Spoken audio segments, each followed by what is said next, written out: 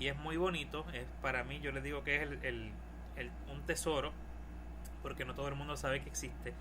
Pero en ese bendicional le dice qué cosas se pueden bendecir y qué no, y no solamente eso, también le da el ritual, porque hay muchas bendiciones que la puede hacer el laico. Hay muchas que están reservadas para los sacerdotes y los ministros, pero hay otras que están reservadas para el laico. Entre ellas hay una bendición que a mí me encanta, que es la bendición de los hijos, y esa es hecha por los padres. Cuando un ministro va a bendecir su hogar, usted puede recibir la bendición y él va a darles la bendición a los esposos, pero son los padres quienes hacen la oración por los hijos. Y es una liturgia muy bonita, un evento muy bonito, donde le pedimos al Señor la bendición de todos los componentes de nuestro hogar.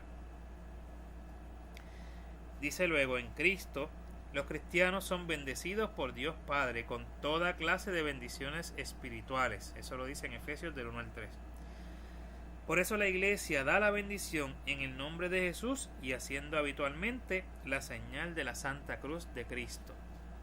¿Verdad? Cuando el ministro bendice, generalmente no bendice por su nombre, bendice en nombre de Dios, en nombre de Jesucristo, y haciendo la señal de la cruz. Dice el 1672: ciertas bendiciones tienen un alcance permanente y su efecto es consagrar personas a Dios. Así que el segundo tipo de la oración es la consagración. Y dice consagrar personas a Dios y reservar para el uso objetos y lugares. Entre las que están destinadas a personas y que no se hayan de confundir con la ordenación sacramental, figuran la bendición del abad o la abadesa de un monasterio, la consagración de las vírgenes o de viudas, el rito de la profesión religiosa y las bendiciones para ciertos ministerios de la Iglesia como lectores, acólitos, catequistas, etc. Como ejemplos de las que se confieren a objetos, se pueden señalar la dedicación o bendición de una iglesia o de un altar, la bendición de los santos óleos, de los vasos y ornamentos sagrados y de las campanas. A mí me lo enseñó un sacerdote de una manera bastante sencilla. Me dijo: Carlos, todo lo que es consagrado se separa para un uso y no vuelve a ser lo mismo. ¿Verdad? Me lo explicó, por ejemplo, en el uso de cuando se consagran las especies, cuando se entrega el pan y el vino para ser consagrados en el cuerpo y la sangre del Señor. Ese pan y vino no vuelven a ser pan y vino, no regresan, se transforman, se consagran para eso. De igual forma, los objetos sagrados que se usan en la liturgia, el altar, el cáliz, el copón, todos los objetos que son consagrados no pueden utilizarse para otra cosa. Están destinados únicamente para ese uso.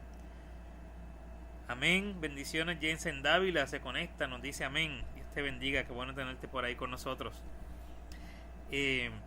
Así que de la misma manera se pueden consagrar personas. Cuando se consagra, pues se destina para ese uso.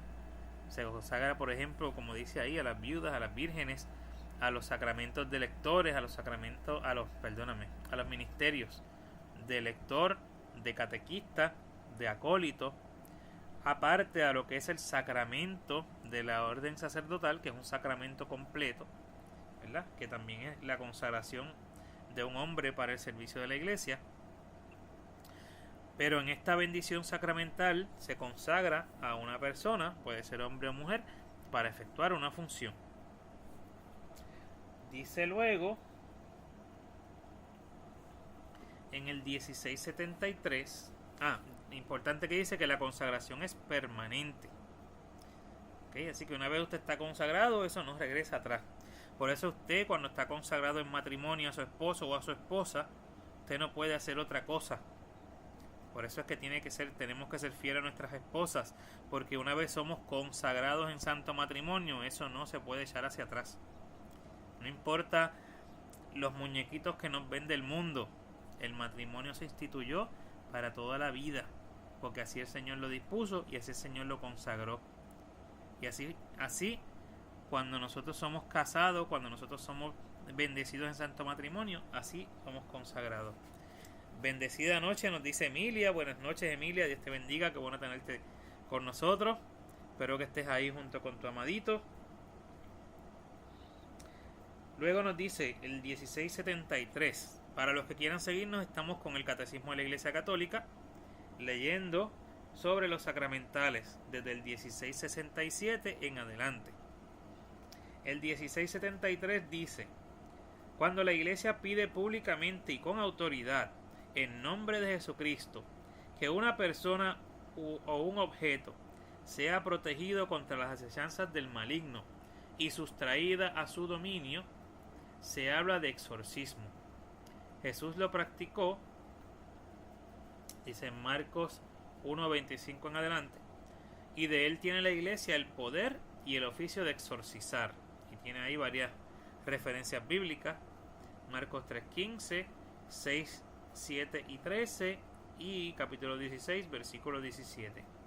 En forma simple, el exorcismo tiene lugar en la celebración del bautismo. El exorcismo solemne puede ser solamente practicado por un sacerdote con el permiso de un obispo. En estos casos es preciso proceder con prudencia, observando estrictamente las reglas establecidas por la Iglesia. El exorcismo intenta expulsar a los demonios o liberar del dominio demoníaco, gracias a la autoridad espiritual que Jesús ha confiado a su Iglesia. Muy distinto es el caso de las enfermedades, sobre todo psíquicas, cuyo cuidado pertenece a la ciencia médica. Por tanto, es importante asegurarse que antes de celebrar el exorcismo, de que se trata de una presencia del maligno y no de una enfermedad. Hace referencia al número 1172. Es decir, nos dice aquí que el exorcismo más simple es el que se nos hace en el momento del bautismo. En el momento del bautismo se nos hace una oración de exorcismo, ¿verdad? Es un rechazo completo al mal y una protección que pide la Iglesia con su autoridad para que seamos protegidos de toda la acción del maligno. Y dice que esta es otro sacramental, ¿verdad? Que es el exorcismo, que es cuando la Iglesia lo ejerce con su autoridad, lo hace un sacerdote, ¿verdad? Un ministro ordenado, y dice que es importante que sea solamente practicado por el sacerdote y con el permiso del obispo. Estos son unos casos bien específicos porque en su mayoría es como decir el último caso, ¿verdad? Cuando usted va a un doctor y el doctor lo va refiriendo a diferentes especialistas, pues el último especialista sería ese exorcismo, ¿verdad? Y el último caso, por decirlo de esa manera, la última persona de autoridad en ejercer el exorcismo es el propio obispo. ¿Verdad? Pero antes de eso, pues hay unos canales y unos pasos a seguir, que es lo que se establece. Como laicos, nosotros no podemos hacer exorcismo. Como laicos lo que podemos hacer es orar e interceder por la liberación de una persona. Y es bien importante que sepamos esto, porque una cosa es interceder y una cosa es ordenar con autoridad. La autoridad la tiene la Iglesia. Para evitarnos problemas, nosotros oramos al Señor pidiendo la liberación y la sanación de una persona. Importante cuando usted tenga un caso, cuando usted entienda que una persona está bajo influencia del enemigo, pues llévela a un sacerdote que la pueda dirigir. No lo coja solito o solita, porque puede ser peligroso. Como dice el Papa Francisco, con el diablo no se discute. No se ponga a discutir con el enemigo, ¿verdad? Ante la duda, llévelo a una autoridad competente, llévelo a la autoridad de la Iglesia, que la Iglesia trabaje con él, y usted, claro que sí, puede ponerse en mucha ayuda, en mucha disposición, y poner en esa persona en oración. Sí, usted puede hacer oración en su casa, puede hacer oración con la persona, puede hacer vigilias, por ejemplo, usted aparte en su hogar, y todo lo que usted quiera para ayudar, para interceder con que esta persona quede liberada. Pero más importante es trabajar en conjunto con su sacerdote. Tenemos a Harley Dávila que dice: buenas noches, Dios te bendiga. Dios te bendiga a ti también, Harley, saludos, bienvenido. Así que claro eso, ¿verdad? Es que para mí es un tema muy importante porque es un tema que se malentiende mucho y es un tema muy peligroso, aunque no tenemos que tenerle miedo al enemigo.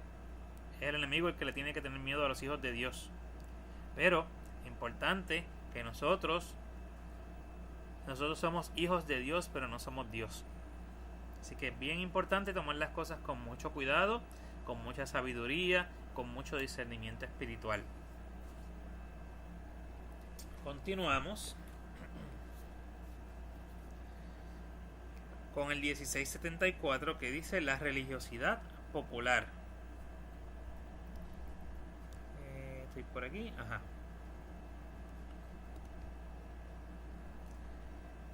Además de la liturgia sacramental y de los sacramentales, la catequesis debe tener en cuenta las formas de piedad de los fieles y de religiosidad popular. El sentido religioso del pueblo cristiano ha encontrado en todo tiempo su expresión en formas variadas de piedad en torno a la vida sacramental de la Iglesia, tales como la veneración de las reliquias, la visita a santuarios, las peregrinaciones, las procesiones, el Vía Crucis, las danzas religiosas, el rosario, las medallas, etc. Hace referencia al Concilio de Nicea y al Concilio de Trento. 1675 dice: estas expresiones prolongan la vida litúrgica de la Iglesia, pero no la sustituyen. Importante, no la sustituyen. Pero conviene que estos ejercicios se organicen teniendo en cuenta los tiempos litúrgicos para que estén de acuerdo con la Sagrada Liturgia, deriven en cierto modo de ella y conduzcan al pueblo a ella, ya que la liturgia es por su naturaleza está muy por encima de ellos. Se necesita un discernimiento pastoral para sostener y apoyar la religiosidad popular, y llegado el caso, para purificar y rectificar el sentido religioso que subyace en estas devociones, y para hacerlas progresar en el conocimiento del misterio de Cristo.